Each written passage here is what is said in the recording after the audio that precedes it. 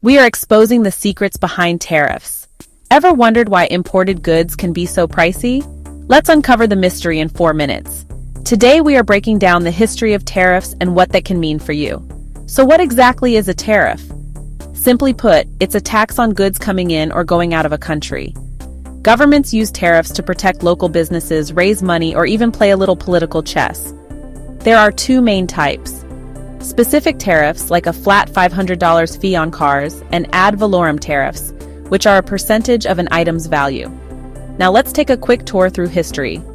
Back in 1789, the Tariff Act was one of the first laws passed by Congress to boost trade and fill the federal piggy bank. Fast forward to the 19th century, and tariffs made it rain, accounting for up to 95% of federal revenue. However, there were challenges along the way.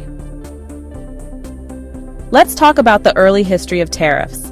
First, we have Tariff Act of 1789. It was one of the first acts signed into law by the very first Congress, aimed to promote trade and raise revenue for the federal government.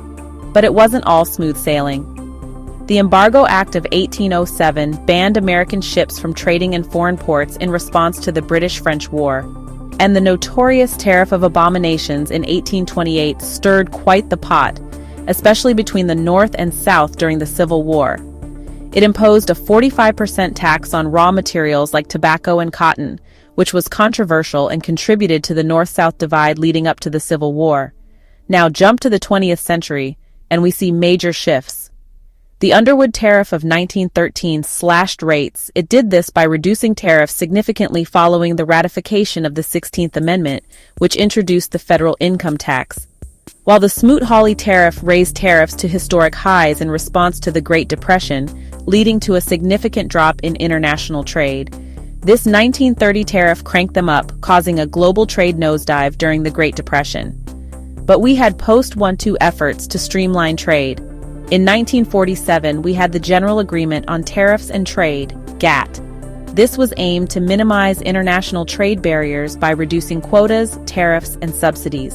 And later, the WTO in 1995, which replaced GATT and continues to regulate international trade.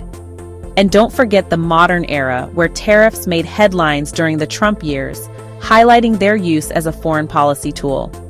Overall, the U.S. has seen a resurgence in protectionist policies. The effectiveness and desirability of such policies depend on various factors, including the specific industries targeted, the global economic environment, and the broader economic goals of the country. The resurgence of protectionist policies in the U.S. has both supporters and critics, and its impact can be viewed from different perspectives. Potential benefits include domestic industry protection, national security, and a trade balance. The potential drawbacks are higher consumer prices, retaliation, and limited effectiveness in achieving goals.